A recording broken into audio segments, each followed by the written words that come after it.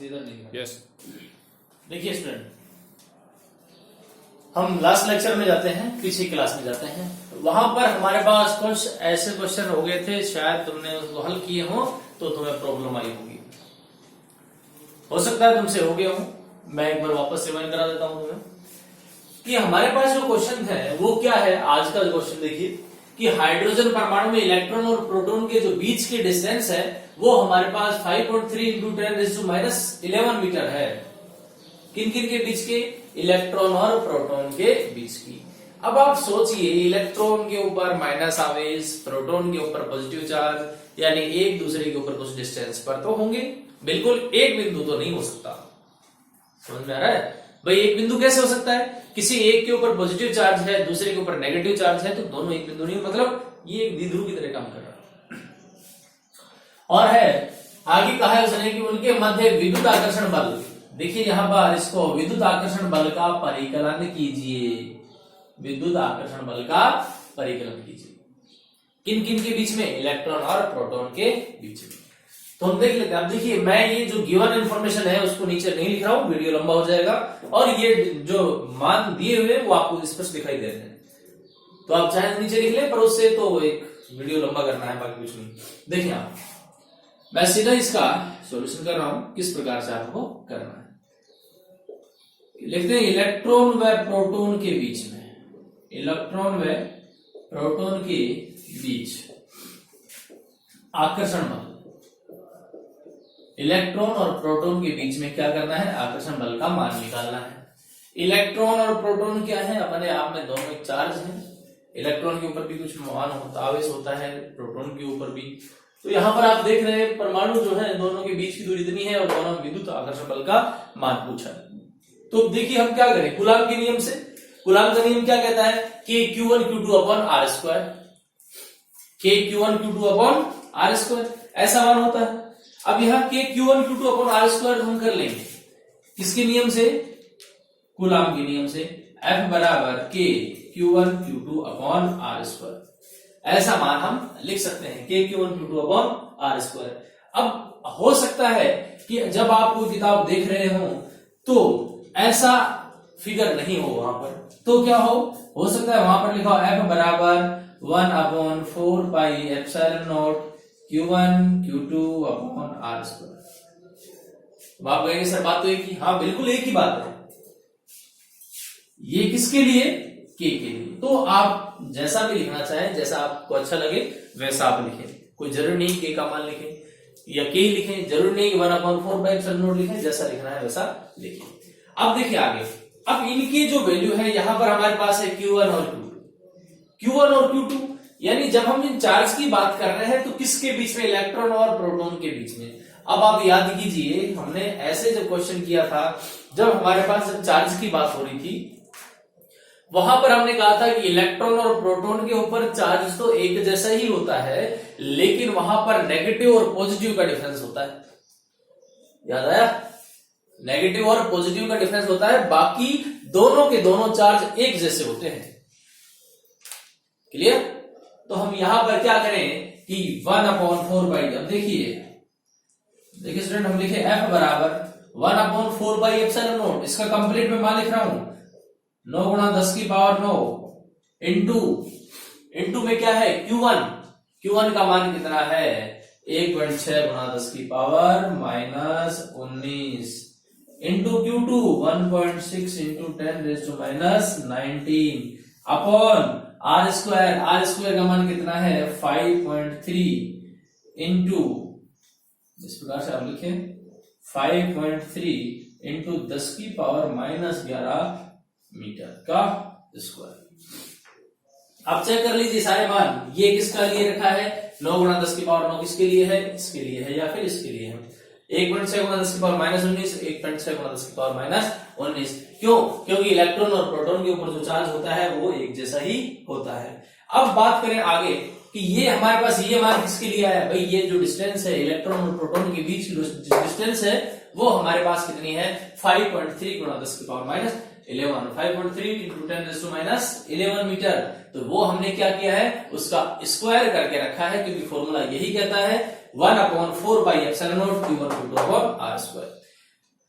अब चाहे तो इस प्रकार से भी लिख सकते हैं Q1 स्क्वायर, क्योंकि हमारे पास यहां पर दोनों के दोनों जो चार्ज हैं, हालांकि जनरली इस केस में नहीं लिखें तो अच्छा रहेगा, पर ऐसा इसलिए क्योंकि हमारे पास ये देखिए दोनों के दोनों चार्ज एक जैसे, और R का जो मान है वो हमने नीचे लिखा है, स्क्वायर करके लिखा हुआ है। क्लियर है? तो अब क्या करें, अब यहां से हमारे पास जो F का मान है वो F का मान आ जाएगा। F का मान कितना आएगा? F का मान जब आप इसको हल करेंगे तो हमारे पास यहाँ पर मान होगा 8.2 गुणा 10 की पावर माइनस 8। इस प्रकार से हमारे पास कुछ मान आएगा 8.2 गुणा 10 की पावर माइनस 8 न्यूटन। मैं जोड़ भाग गुणा भाग नहीं कर रहा हूं, आप कर सकते हैं, ताकि ये इस प्रकार से हमारे पास आंसर होगा। आप इसको गुणा कर लीजिए, आंसर यही है। मैंने इसको सीधे ही आंसर लिख रहा हूं इसका 8.2 गुणा 10 की पावर माइनस 8। कब आएगा? जब आप इसको पूरे को हल करेंगे तब।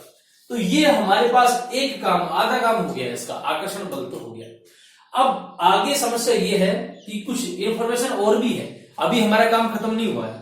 आगे इंफॉर्मेशन क्या है कि इस बल की तुलना, जो आकर्षण बल आया है उस बल की तुलना आप किसके साथ करेंगे? जो ग्रेविटेशनल फोर्स है उसके साथ इसकी कंपैरिजन करेंगे। तो हमारे पास गुरुत्वाकर्षण बल की तुलना से इसकी तुलना करेंगे, उसके लिए भी कुछ इन्फॉर्मेशन चाहिए। अब याद कीजिए, मैंने आपको कुछ वहां पर याद दिलाया था कि F बराबर K Q1 Q2 upon R square.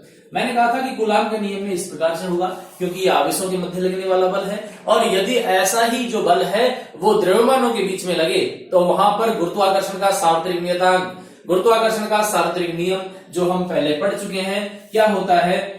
इसके लिए हमारे पास होता है F बराबर G M1 M2 upon R square. हमारे पास ऐसा कुछ मान आया था कि नहीं आया था? G M1 M2 upon R square, K Q1 Q2 upon R square, ऐसा हमारे पास मान आता था। तो यहां पर उनके बीच की जो इंफॉर्मेशन है वो भी गिवन है, तो हम यहां पर यही यूज करेंगे।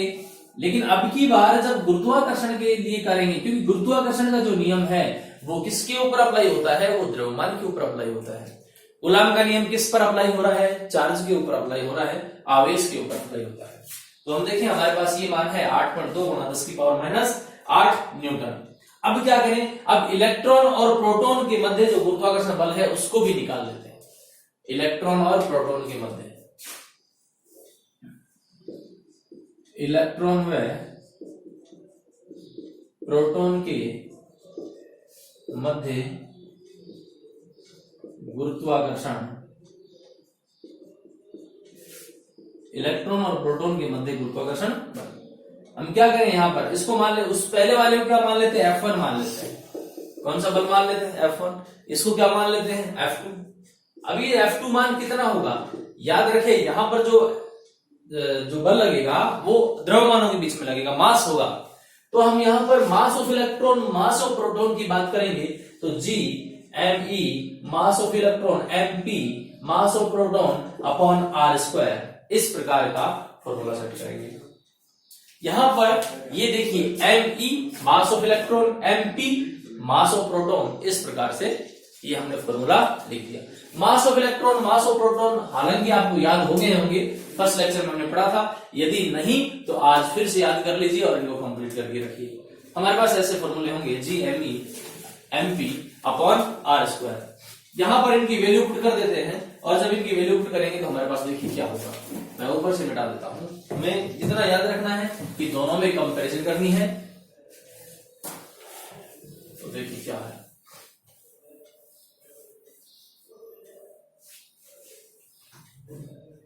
मास ऑफ इलेक्ट्रॉन और मास ऑफ प्रोटॉन।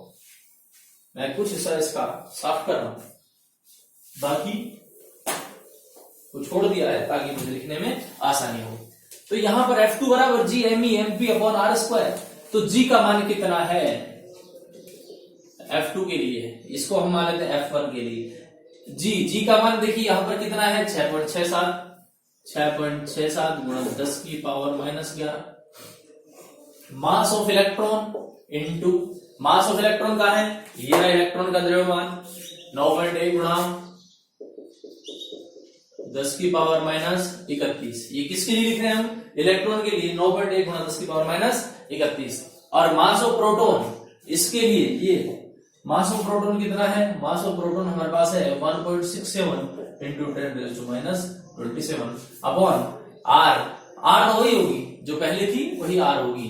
आर का मान कितना है देख लीजिए यहाँ, हालांकि यहाँ साफ हो गया है, ये देख लीजिए आर तो यही रहेगी। हमारे पास हो गया 5.3 इंटू 10⁻11 का होल स्क्वायर। कंप्लीट है मान, क्योंकि हमने यहाँ पर किसका मान लिखा? ये जी का। ये सार्वत्रिक नियतांक, गुरुत्वाकर्षण का सार्वत्रिक नियतांक जो होता है कैपिटल जी। आप सोच रहे होंगे ये इस जी में और इस जी में क्या डिफरेंस है। देखिए ये सार्वत्रिक नियतांक है जिसका मान होता है ये वाला, ये गुरुत्वीय त्वरण है जिसका मान हमारे पास होता है 9.80। इतना होता है कि नहीं होता? तो ये दोनों में अलग अलग मान है। अब आप क्या करें, इसको हल करें, और जब इसको हल करेंगे तो हमारे पास क्या आंकड़े होंगे देख लेते हैं एक बार। जब आप इसको हल करेंगे तो हमारे पास मान आएगा 3.6 गुणा 10 की पावर माइनस 47। ये हमारे पास मान हो गया। क्लियर है? F का मान 3.6 गुणा 10 की पावर माइनस 47 न्यूटन। इसको कंप्लीट को हल करने के बाद में हमारे पास ऐसे मान आते हैं। अब क्या करना है, गुरुत्वाकर्षण के लिए जो मान आया था वो भी हमारे पास आ गया, इसके अलावा जो हमारे पास आकर्षण बल था वो भी मान आ गया। अब दोनों में क्या करना है, दोनों में कंपैरिजन करनी है। देखो इसका एक मेथड और भी हो सकता था, मैं वो भी तुम्हें बता दूंगा, लेकिन मैंने इसको सिंपल मेथड से किया है। जैसे मेथड से आप हल करते हुए आए हैं आज तक, उस मेथड से मैंने किया है। हम चाहे तो एक दूसरा मेथड भी काम में ले सकते थे, वो अभी बताऊंगा मैं। तो आप देखें कि जब इन दोनों को हल करेंगे तो अब देखें क्या होता है कि F1 अपॉन F2 दोनों में तुलना करनी है। कर देते हैं F1 अपॉन F2।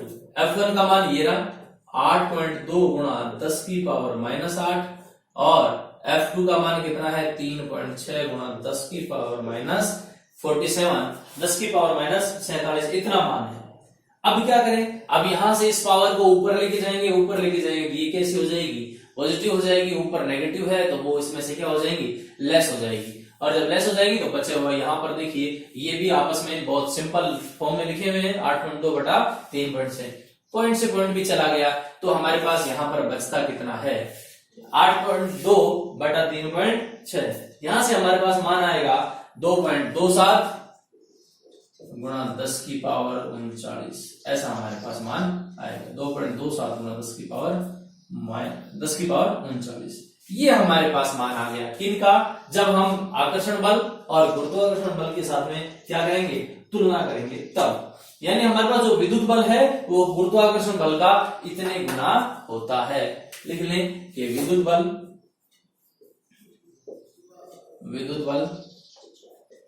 गुरुत्वाकर्षण बल का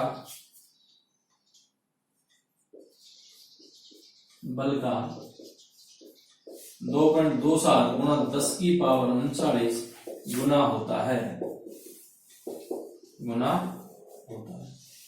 इतने गुना होता है।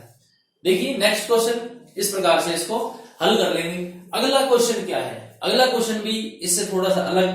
आप देखें पाइयों में एक दूसरे से 30 सेंटीमीटर दूरी पर रखे दो छोटे आवेशित गोले, जिनके ऊपर एक के ऊपर हमारे पास चार्ज इतना है और दूसरे के ऊपर इतना है, तो इनके मध्य बल ज्ञात कीजिए, इनके बीच में लगने वाला बल ज्ञात कीजिए। वापस क्या करेंगे, कूलाम का नियम लगाएंगे। कूलाम का नियम में अप्लाई करेंगे तो कूलाम का नियम क्या कहता है कि F बराबर के Q1Q2 अपॉन R स्क्वायर। लेकिन यहां पर कुछ समस्या है, जैसे मान लीजिए 30 सेंटीमीटर है। ऐसी समस्याओं को सबसे पहले निपटाते हैं। क्या करेंगे, इसको सेंटीमीटर को किस में करेंगे, मीटर में कन्वर्ट करेंगे। जब सेंटीमीटर को मीटर में कन्वर्ट करेंगे, ये जो हमारे पास त्रिज्या दी हुई है R का जो मान दिया हुआ है वो कितना है 30 सेंटीमीटर, यानी R बराबर हमारे पास कितना दे रखा है 30 सेंटीमीटर दे रखा है। सेंटीमीटर में चेंज करते हैं, सेंटीमीटर मीटर में चेंज करते हैं, तो हमारे पास होगा 30 गुणा 10 की पावर माइनस 2 मीटर। सिंपल इसी प्रकार से करते हैं। मैं इसको और थोड़ा कर लेता हूं, 3 गुणा 10 की पावर माइनस 1 मीटर, ऐसा भी तो लिख सकते हैं। 3 गुणा 10 की पावर माइनस 1 मीटर लिख सकता हूं मैं इसको, ठीक है। थोड़ा सा यहां से इस प्रकार से हो गया 3 गुणा 10 की पावर माइनस 1 मीटर, क्यों हटा दी पावर। इसके अलावा वहां पर हमारे पास Q1 है 2 गुणा 10 की पावर माइनस 7, Q2 का जो मान है वो कितना है 3 गुणा 10 की पावर माइनस 7। और इनके बीच में क्या ज्ञात करना है, बल ज्ञात करना है। जब इनके बीच में बल ज्ञात करेंगे तो हमारे पास क्या है, F बराबर K Q1 Q2 upon R square, या हम इस प्रकार से लिखे 1 upon 4 pi epsilon not Q1 Q2 upon R square. देख ले ऐसा K Q1 Q2 upon R square. यहां से अगर देखा जाए तो हमारे पास मान क्या होगा कि 9 गुणा 10 की पावर 9 इंटू 2 गुणा 10 की पावर माइनस 7 इंटू 3 गुणा 10 की पावर माइनस 7 अपॉन 3 गुणा 10 की पावर माइनस 1 का स्क्वायर। ठीक है, इस प्रकार से होगा। अब इसको आगे हल करें तो हमारे पास क्या आएगा, देखिए इसको मैं यहां से इसको यहां पर हल कर रहा हूं। देखिए आप यहां पर हमारे पास ऊपर के ऊपर कोई कहीं को नो चेंज, पावर में किसी प्रकार का परिवर्तन नहीं होगा। -7 -7 9 7 7 14 माइनस के पॉजिटिव 9 कितने हुए 5, कितने हुए 5। और इसके अलावा क्या है, यहां पर देखें 3 गुणा 10 की पावर माइनस 1, तो इसको क्या करेंगे स्क्वायर, 3 का क्या होगा 9, 10 की पावर 1 माइनस 1 का क्या होगा 10 की पावर माइनस 2। तो हम इसको क्या लिख सकते हैं कि इसको लिखेंगे 54 गुणा 10 की पावर माइनस 5 बटा 9 गुणा 10 की पावर माइनस 2। इस प्रकार से लिखा जा सकता है इसको। अब जब इसको आगे हल करेंगे तो हमारे पास बिल्कुल सिंपल फॉर्म में क्या होगा, देखिए ये 10 की पावर माइनस 2 ऊपर चला गया, प्लस हो गया, ऊपर कितना बचा 10 की पावर माइनस 3। यहां से क्या किया 9 6 के 54, 6 गुणा 10 की पावर माइनस 3। क्या पूछा है, मध्य बल ज्ञात करो, मात्रक क्या हो जाएगा न्यूटन। इस प्रकार से हम मान ज्ञात कर लेंगे। अब ये देखिए कैसा बल है, आकर्षण का बल है कि प्रतिकर्षण का बल है, ये भी कैसा होगा, ये प्रतिकर्षण का बल है। किसका बल है ये, प्रतिकर्षण। ठीक है, ये प्रतिकर्षण का बल है। इस प्रकार के सवाल ऐसे हल होंगे। अगला क्वेश्चन देखिए, अगला क्वेश्चन क्या है, इस प्रकार की कोई दिक्कत नहीं है। अगला देखें, देखिए कुछ दूरी पर स्थित दो आवेश है, एक के ऊपर चार्ज है -5 माइक्रोकूलम और दूसरे के ऊपर है +5 माइक्रोकूलम। यानी ये हमारे पास दो आवेशों के लिए मान दिए हुए हैं और कहा है कि वो आवेशों के मध्य 5 न्यूटन का आकर्षण बल कार्यरत है। अब की बार ये थोड़ा और डिफरेंट सवाल है, 5 न्यूटन का बल कार्यरत है। दो आवेश दे दिए, यहां पर एक आवेश ये एक, इसके ऊपर -5 माइक्रोकूलम, इसके ऊपर +5 माइक्रोकूलम दोनों, और इनके बीच में कितने न्यूटन बल कार्य कर रहा है, इनके बीच में 5 न्यूटन। मतलब अब की बार हमारे पास 9 न्यूटन का, यानी अब की बार हमारे पास F कितना है 9 न्यूटन है। और जो आवेश हैं वो किसका मान है Q1 और Q2 कितने कितने हैं +5 माइक्रोकूलम और -5 माइक्रोकूलम। ये हमारे पास दो क्या है चार्ज है कि नहीं, प्लस माइनस, बीच में कितना न्यूटन बल लग रहा है 5 न्यूटन का आकर्षण बल लग रहा है। दोनों को क्या किया जाता है स्पर्श कराया जाता है, स्पर्श कराने के बाद उतनी ही दूरी पर वापस रख दिया जाता है जितनी दूरी पर पहले रखे हुए थे। तो इस प्रकार के क्वेश्चन किस प्रकार करें, अब कह रहा है कि उतनी दूरी पर रखने पर उनके मध्य आकर्षण बल कितना होगा। अब की बार यहां से फिर उसने आकर्षण बल पूछ लिया। पहले देखिए F का मान दिया हुआ है उसने 9 न्यूटन के मध्य इतने न्यूटन का आकर्षण बल कार्यशील है। जब दोनों को स्पर्श करा देंगे तो नई कंडीशन होगी, नई कंडीशन जो होगी, लेकिन डिस्टेंस नहीं बदली है, बीच की जो दूरी है वो उतनी ही है जितनी पहले थी। तो जब दोनों को संपर्क कराया जाता है, संपर्क मान लीजिए पहले यहां थे, दोनों के बीच में कितना न्यूटन बल 9 न्यूटन बल कार्य कर रहा है। दोनों को टच कराया, टच कराने के बाद में वापस यहां ले आए। तो देखें अब होता क्या है, हम पीछे लेक्चर में से क्वेश्चन कर चुके हैं कि मान लीजिए इसके ऊपर 5 माइक्रोकूलम है, इसके ऊपर +5 माइक्रोकूलम है। ठीक है, जब दोनों को आपस में संपर्क कराएंगे तो क्या होगा, इनका बीजगणितीय योग होगा, और जब बीजगणितीय योग होगा तो क्या होगा प्लस माइनस एक दूसरे को कैंसिल करेंगे, कुछ मान बच जाएगा, और जो मान बचेगा वो दोनों पर आधा आधा समान मात्रा में विभाजित हो जाएगा, होगा। अच्छा तो देख लेते हैं, यहां पर जो मान है वो कितना होगा 5 माइक्रोकूलम -5 माइक्रोकूलम, हालांकि प्लस होगा लेकिन यहाँ इसके हिसाब से माइनस हो जाएगा, प्लस करते हैं लेकिन माइनस हो रहा है। या फिर हम इसको ऐसा ना लिखे, ऐसा लिख ले, plus 5 micro coulomb plus minus 5 micro coulomb, तो ये फिर क्या हो गया, माइनस हो गया। अब दोनों को जब हम हल करेंगे हमारे पास मान कितना आ रहा है, 0। भाई -5 प्लस 5 को कैंसिल कर रहा है, अब क्या बचा मान, कुछ नहीं। तो वापस जब दूसरी जगह रख देंगे तो कितना आकर्षण बल होगा, कोई आकर्षण बल नहीं होगा, क्योंकि उसका बीजगणितीय योग कितना हो चुका है, पहले ही 0 हो चुका है। अब उसके ऊपर किसी प्रकार का कोई बल काम नहीं कर रहा है, कोई आकर्षण बल उनके बीच में नहीं है, इतना ही मान आएगा। यानी जो दोनों मान है उनके कितना हो जाएगा, यानी कार्यशील विद्युत बल का मान कितना हो जाएगा, लिख लेते हैं। कार्यशील विद्युत बल का मान, विद्युत बल का मान कितना होगा, 0 होगा। विद्युत बल का मान 0 होगा, यानी उनके ऊपर किसी भी प्रकार का कोई बल कार्य नहीं करेगा। इस प्रकार के क्वेश्चनों को ऐसे सोल्व किया जाता है। आप थोड़ा सा समझ के करेंगे तो कर देंगे, क्योंकि पहले हमारे पास जो भी आवेश था कुछ भी था, मान लीजिए दोनों को संपर्क कराएंगे, संपर्क कराने के बाद दोनों में जो बीजगणितीय योग करेंगे, जो मान बच जाएगा, चाहे पॉजिटिव बचे चाहे नेगेटिव बचे, दोनों जो आवेश बचेगा वो दोनों पिंडों पर समान रूप से वितरित हो जाएगा। यहां पर बचा कितना है, 0, वितरित क्या होगा, 0, यानी कुछ नहीं। तो यानी कार्यशील विद्युत बल का मान है वो कितना होगा, वो 0 ही होगा। इस प्रकार से इनको सोल्व करेंगे। नेक्स्ट अगले वीडियो में, तब तक के लिए गुड बाय।